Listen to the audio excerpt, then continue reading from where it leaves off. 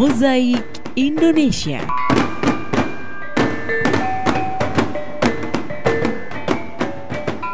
Menyajikan untuk Anda informasi tentang dunia UMKM, pendidikan, kesehatan, pertanian, perikanan, peternakan, sosial budaya, hukum, dan ekonomi.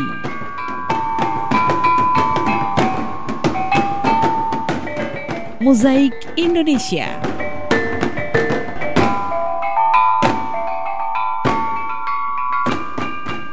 Ya, pendengar dan pemirsa RRNet dimanapun berada, kami tim Mozaik Indonesia dari RR Ritual untuk Anda di kesempatan hari ini bersama dengan salah seorang pegiat bonsai di Kabupaten Maluku Tenggara, Provinsi Maluku. Sudah bersama Bapak Budi Maya Bubun. Apa kabar Pak Budi? Baik. Iya, sehat-sehat ya Pak Budi. Iya, Pak Budi, di sekitar halaman rumah dan pekarangan juga di jalan depan rumah ya Pak Budi dipenuhi dengan bonsai. Nah, ini ada beberapa jenis bonsai nih Pak, beberapa jenis tanaman. Ada sekitar 6 atau 7 jenis bonsai.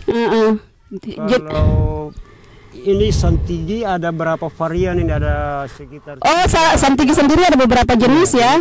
Ini kan jenisnya dari daunnya. Kalau rata-rata ini kulitnya ini kan semua rata-rata kan sama, tapi varian yang kasih untuk membedakan itu dari daun ya? Daunnya saja, ada daun beras ini model daun beras ini. Daun beras, terus ada juga yang sedikit panjang, mawar sebutnya. Terus ada lagi? Yang satu lagi, tapi yang itu sudah dibawa keluar. Oh iya, itu santigi ya Pak ya? Ya. Kalau yang jenis lain apa saja? Yang jenis lain di sini ada sancang, ada wacang, beringin, bunga kertas, beringin ya, fikus ya, ada berapa jenis fikus, fikus dolar, fikus ada lagi yang varigata di sana, fikus varigata. Kalau fikus atau beringin ini yang paling mahal apa Pak? Kalau di jenis beringin semua mahal, tergantung karakter daripada pohon tersebut. Bapak untuk bonsai sendiri ini sudah mulai sejak kapan Pak?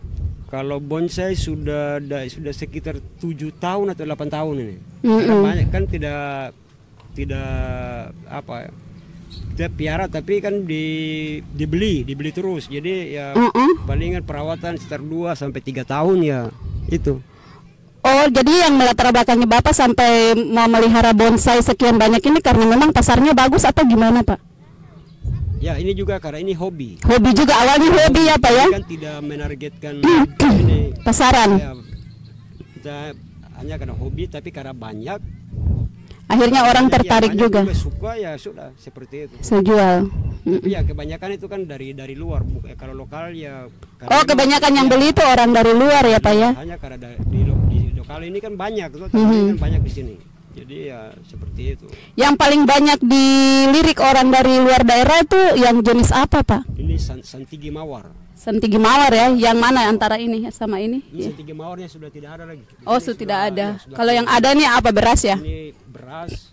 Terus ini seperti apa di nama juga kadang-kadang kan di setiap daerah setempat itu kan ini jenis varian ini kan namanya beda-beda. Iya. Sesuai nama daerah kan nama umum hanya kan ya santigi. Ya, nama latinnya Pempis acidula itu. Tapi Bapak sudah tahu kalau santigi ini sudah termasuk langka di Indonesia Pak? Ya, sudah langka. Kalau yang Bapak tahu di mana saja selain di daerah kita Pak? Kalau di daerah sini yang kebanyakan yang ini pendongkel ini banyak ya dari Sumba, Sumbawa, Lombok, Mataram, Sulawesi, tapi tidak semua Sulawesi bagian selatan, Pulau Selayar ya itu. Yang kepulauan ya Pak ya, biasanya habitatnya di situ ya. Tapi daerah kepulauan, yang bebatuan itu baru santiginya biasa hidup. Iya, kayak di daerah kita tuh lumpur atau pasir ya, itu pasti kan santiginya kan pasti karakternya tidak ada. Tidak ada. Oh iya. Oh, kalau yang di pasir sama lumpur itu dia lurus ya Pak ya. Karakternya beda. Kalau ini memang di batu ya Pak? Ini sudah santigi karang. Jadi kalau di Jawa bagian sana tuh ya, Lombok bagian sana tuh santigi karang, tapi Santigi Karangkei ini sudah. Iya, iya pendengar dan pemirsa RRI Net dimanapun berada, saya lebih cenderung bertanya tentang Santigi karena memang untuk koleksi Pak Budi sendiri Santiginya sangat banyak ya Pak Budi ya. Ini bahannya dari mana Pak? Karena kelihatan batangnya juga sudah tua sekali. Ini tidak tahu di alam, mungkin proses pertumbuhan tidak tahu dari awal tumbuh, tidak tahu sudah berapa tahun, tapi kalau seperti ini diperkirakan sudah sekitar 70-an sampai 80 tahun. Kalau sampai sudah besar ya, seperti ini ya Pak ya? Ya. Usianya sudah tua sekali. Sudah tua. Kalau ini mungkin sudah, yang sana itu mungkin sudah lewat dari 100 tahun. Sudah itu, ratusan. Ini, ya. Karena ini kan tumbuhan pohon yang tumbuhnya itu kan di atas batu. Di atas 100 tahun, di atas batu karang itu yang cadas itu, tapi dia umurnya panjang. Yang sana ya Pak ya? Iya, tanaman lain. Iya. Lain. Terus Bapak cara ambilnya bagaimana Pak? Ini kita dongkel.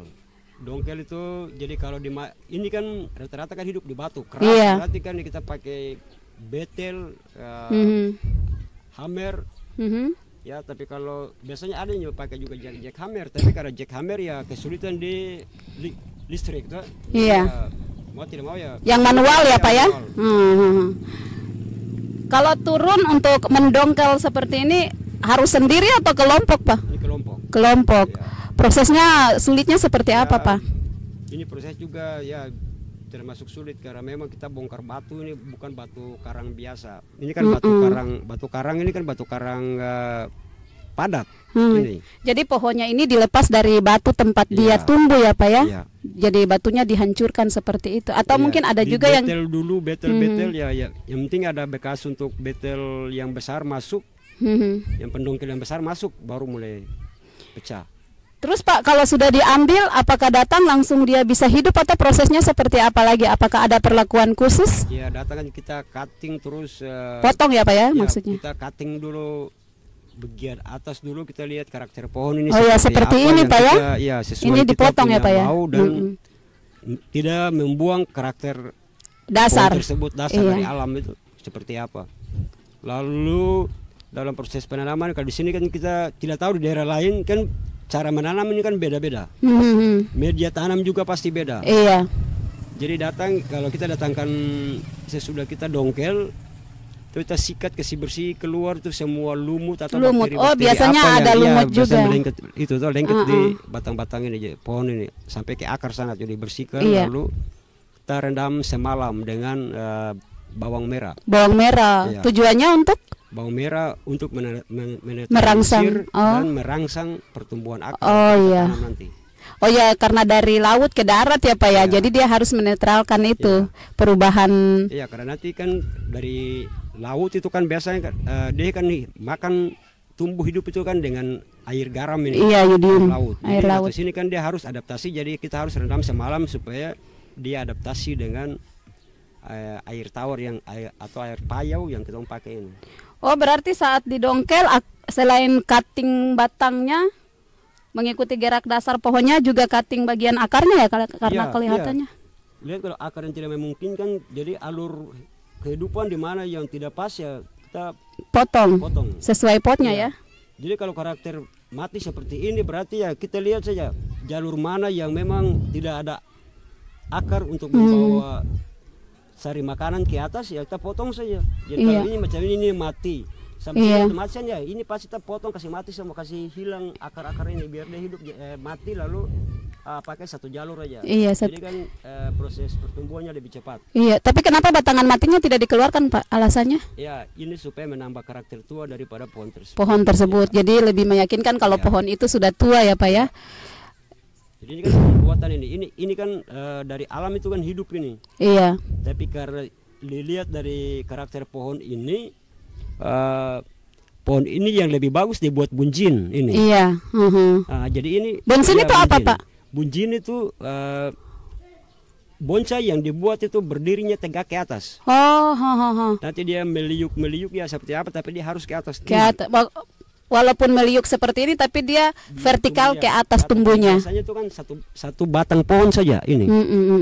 Jadi ini kalau nanti lama lihat proses pertumbuhannya di atas, kalau mahkotanya duduk seperti apa, maka otomatis ini yang keringan ini dikasih keluar. Jadi nanti kita ikuti prosesnya saja. Iya. Yang menarik dari Santigi apa Pak? ini keunikan dari Santigi ini. Batangnya keras, lalu umur pertumbuhan daripada pohon ini kan sudah tua. Lewat dari ya 100 tahun bahkan mungkin lebih. Iya. Pohon ini. Seperti yang sana Pak ya. Jadi yang ya, jadi semakin tua nanti ya semakin bagus. Oh berarti nilainya itu, harganya itu kalau semakin tua semakin mahal juga, begitu ya Pak ya? Semakin lama perawatan ya itu dihitung mulai dari awal, dari dongkel atau dibeli dari mana begitu, lalu mulai proses perawatan dari awal sampai pohon itu jadi.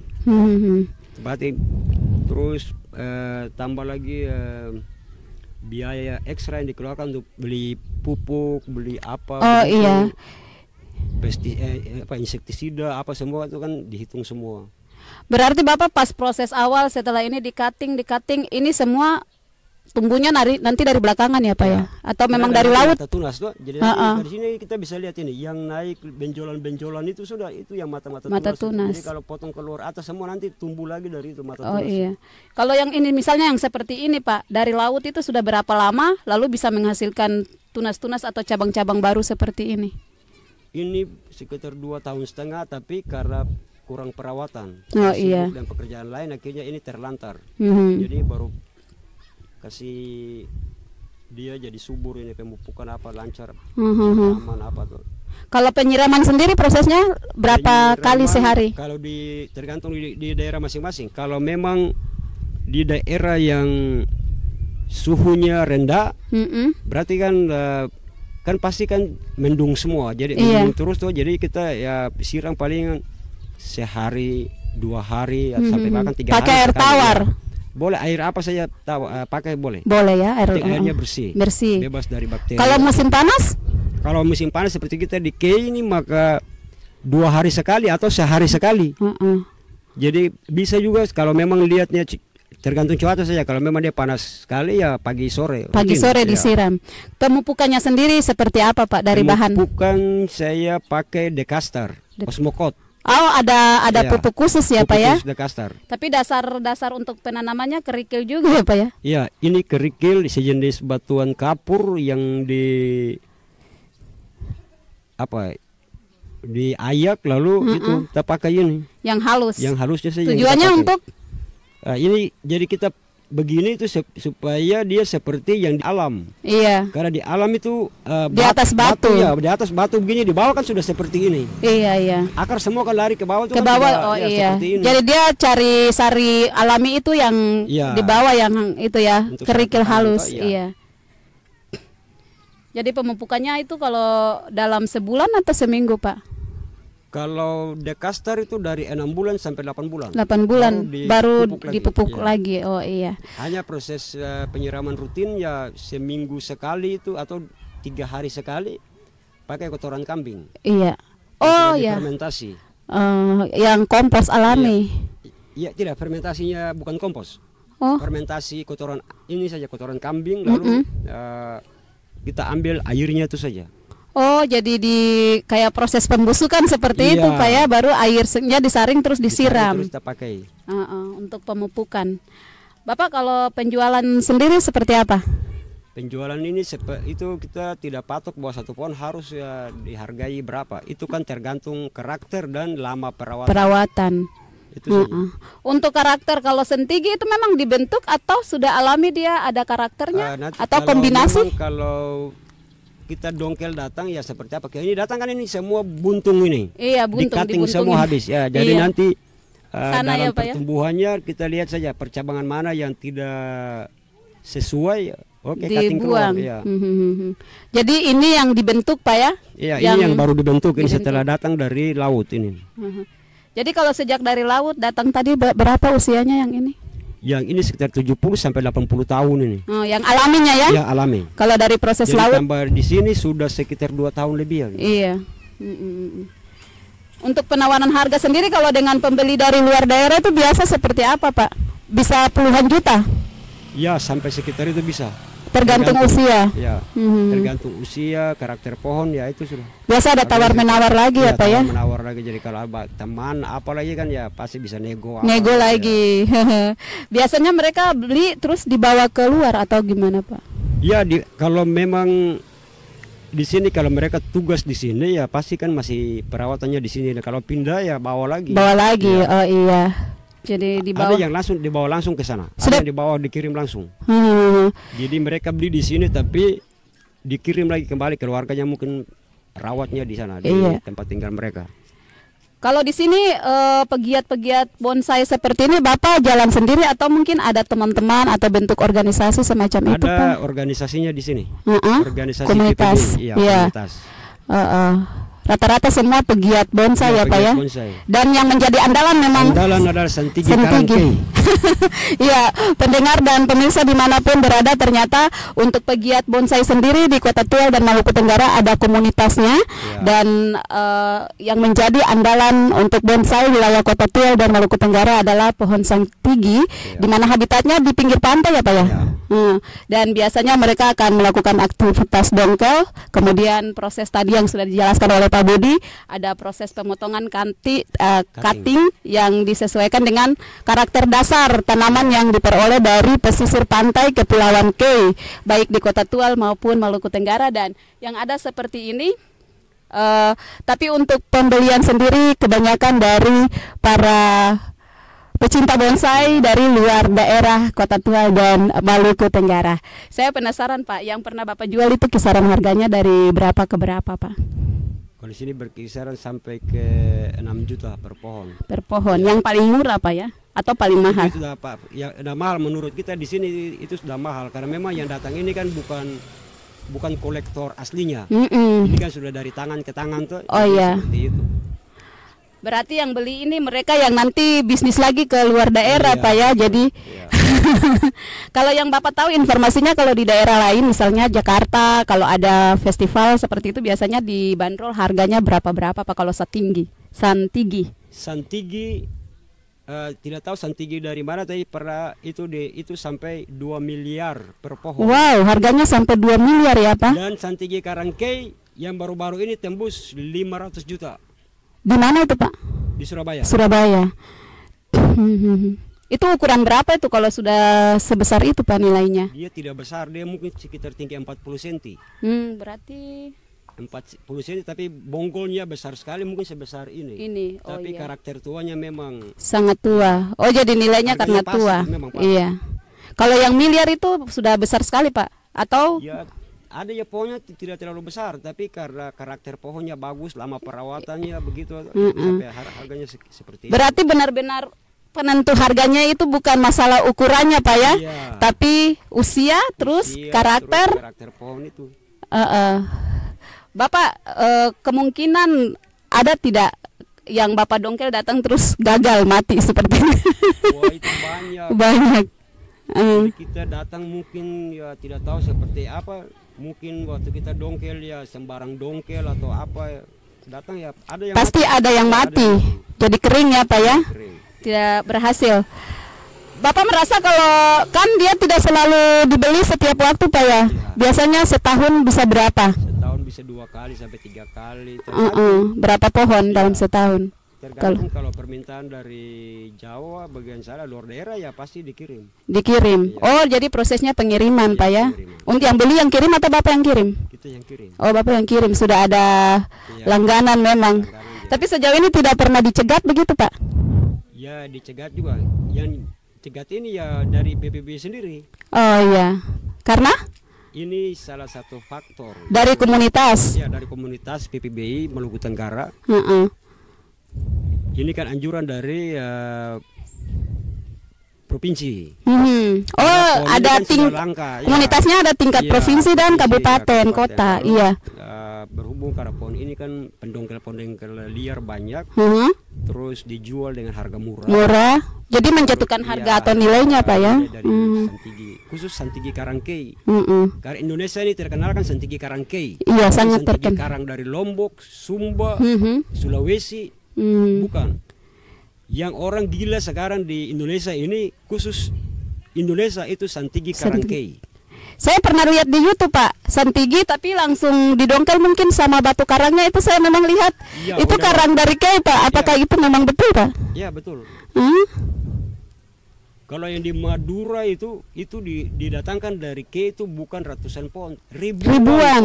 Sudah sejak tahun berapa? Dari tahun 89. Itu sudah mulai dibawa ke sana, Pak ya? Jadi sudah mereka pelihara lagi bertahun-tahun lagi. Itu yang buat ada salah satu pohon di K ini tembus 500 juta. Deal. Itu pameran. Iya. Itu pameran di Surabaya itu deal tembus 500 juta. Kalau komunitas sendiri dari K sudah pernah ikut pameran, Pak? Kita belum ikut pameran. Baru rencanakan untuk bikin pameran lokal. Oh iya. Oh, baru mau direncanakan. Tapi memang kalau harga jual, misalnya Bapak jual sendiri nih, dengan harga jual lewat pameran dengan komunitas, mana yang lebih mahal, Pak? Yang lebih mahal pasti kan yang dari luar. Maksudnya proses Bapak, misalnya mereka datang nih, penawaran di Bapak, terus kalau pameran dilaksanakan oleh komunitas, harga jualnya mana yang lebih mahal? Di pameran. Di pameran. Iya. Kenapa, Pak? Di pameran ini karena di pameran ini kan kalau datang kita taruh harganya sekian, pasti kan ada temannya datang bilang tidak bisa pohon ini dihargai sekian. Iya. Jadi bisa saling mendukung. Iya. Iya. Jadi datang kan pasti kan semua kumpul itu. Mana pohon ini dihargai berapa? Yang pemilik mana? Lo tanya. Bapak ini berapa? Kalau seandainya 10 juta. Tidak bisa 10 juta. 2 kali lipat. Oh, jadi kayak ada jadi tidak mau lelang seperti proses lelang begitu ya, Pak ya. Ada kolektor yang berapa orang yang tertarik terus mereka tawar menawar. Orang pasti tawar ya, pasti terus. Seperti yang 500 juta itu lewat pameran juga ya. Itu tidak itu sudah dipatok langsung. Oh iya. Pemilik, jadi tidak ada penambahan pengurangan, deal langsung. Deal dengan kolektor. Iya, Bapak sendiri tadi kan dari komunitas sendiri sudah menganggap bahwa Santigi dari Kepulauan K itu memiliki nilai tersendiri. Itu tadi usia terus karakter. Apa dia karakternya lebih bengkok atau unik ya? Uniknya seperti apa, Pak? Kalau Santigi membedakan Santigi Karang, Sulawesi, Lombok, Sumba, Sumbawa dengan Santigi Karang K ini beda sekali. Karena di sana rata-rata kan keringan daripada pohon Santigi ini, neng santi ini, itu kan. Oh, istilahnya neng santi. Itu kan tidak terlalu keras, itu punya batang keringan ini. Karena masih muda. Tidak juga, biar tua tapi lembek. Lembek batangnya ya, kayunya. Tidak sekeras Santigi Karang K untuk karakter matinya ini. Baru meliuk ini kan bukan meliuk sembarang. Karena mungkin diterpa angin karena di pinggir ombak, pantai ya. Jadi apalagi hidup kan di karang yang memang susah cari itu makan. Makan, iya. Jadi pembentukan ke atas ini kan kurang. Dia cenderung mau ke bawah begitu, Pak. Cenderung ini naik sampai sini aja, nutrisi habis di sini. Jadi banyak yang mati di sana karena suplai nutrisi dari kambium naik ini kan tidak sampai. Iya. Di sampai sini sudah mentok, makanannya sedikit. Sampai sini ya di atas ini tidak ke bagian nutrisi ya, mati semua bagian atas. Jadi yang di atas ini yang dia bentuk itu, padahal ini kan pembentukan dari awal itu kan sudah buat ya pohon sudah tua, meliuk-liuk, berlubang. Nah, karena itu nutrisinya kurang. Jadi proses alam tadi yang membuat karakternya jadi unik, berbeda dengan daerah lain. Iya seperti ini. Ini kan yang bolong-bolong ini, lubang ini karena ini proses nutrisinya tidak sampai ke atas. Iya, Pak Budi termasuk salah satu anggota komunitas yang memiliki bonsai Santigi yang sangat banyak, dan Pak Budi mendukung kebijakan dari komunitas sendiri, terutama yang dari provinsi, Pak. Sangat mendukung. Karena demi kelestarian alam dan nilainya ya, Pak ya. Bapak kalau untuk Santigi sendiri selama ini kalau sudah dibeli dengan 6 juta itu menurut Bapak sudah pas atau masih kurang? Masih kurang sekali ya. Jadi Bapak kalau lepas itu terpaksa atau gimana? Ya kadang juga terpaksa karena teman, jadi ya mau tidak mau ya lepas. Dikasih. Oke Bapak, untuk Santigi sendiri kalau menurut Bapak sering ada aktivitas bolang, kemungkinan tidak nanti suatu waktu kita sudah susah dapat. Iya. Memang bolang ini, tapi nanti ada program dari PPBI Maluku Tenggara supaya reboisasi. Jadi ada penanaman begitu. Ada penanaman bibit. Jadi ada bibit-bibit yang sengaja ditanam untuk itu pelestarian Santigi di habitat. Kalau bibit nanti diambil yang di batu atau di pasir, Pak? Di pasir tidak diambil. Tidak Kita diambil. ambil saja yang di karang, di mana di karang-karang rusak, seperti itu dipindahkan lagi. Oh iya, Atau bisa jadi pembibitan. pembibitan Iya. iya. Karena ini kan canggoknya susah. Iya, Bisa tidak canggok bisa hidup, tapi nanti prosesnya terlalu rumit. Rumit. Jadi, ya sebaiknya cari anakan saja lalu ditanam lagi. atau ini dari biji. Iya. Iya, pendengar dan pemirsa RRI.net dimanapun berada, memang para pebonsai di Kota Tual dan Maluku Tenggara menyadari bahwa tanaman ini langka dan suatu waktu kalau sering didongkel, diambil, maka akan terjadilah abrasi dan juga punah ya. Langka jadinya, benar-benar langka. Akhirnya timbul satu visi misi dan kesepakatan dari anggota komunitas bahwa mereka akan melakukan penanaman juga untuk tanaman santinggi Kota Tual dan Maluku Tenggara kei ya, kei secara keseluruhan, karena sudah menjadi salah satu habitat dari kei yang andalan untuk festival di luar daerah ya. Iya. Iya, baik, mungkin Bapak masyarakat sendiri kan belum punya kesadaran nih tentang, karena banyak juga yang di depan masyarakat pesisir mereka sudah menebang secara sembarangan ya. Iya, penebangan liar juga banyak ya. Banyak. Bapak pesan-pesannya apa? Ya, saya minta, kami khususnya pribadi minta kalau bisa para pendongkel supaya membatasi diri. Karena ini kan pendongkel ini kan banyak yang mendongkel ini secara liar dan tidak menentu arah. Jadi segala apa yang namanya santinggi ya tetap pasti dicabut keluar.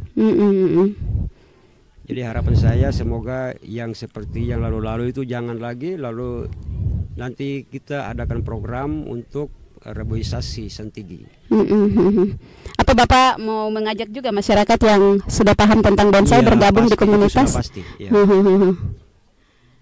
Oke Bapak,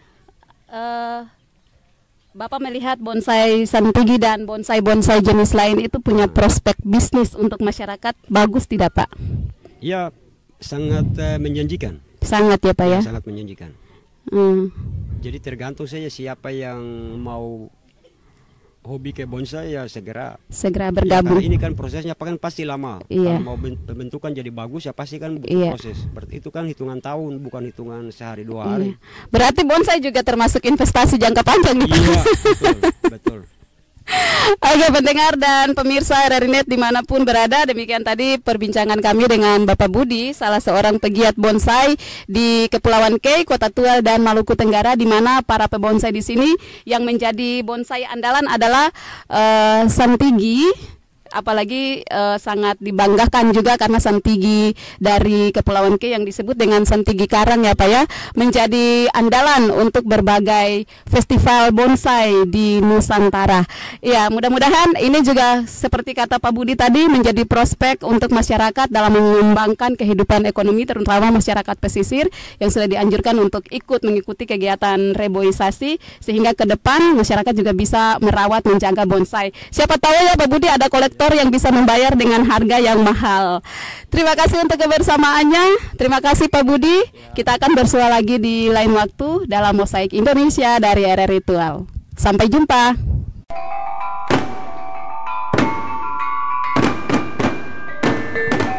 Mosaik Indonesia.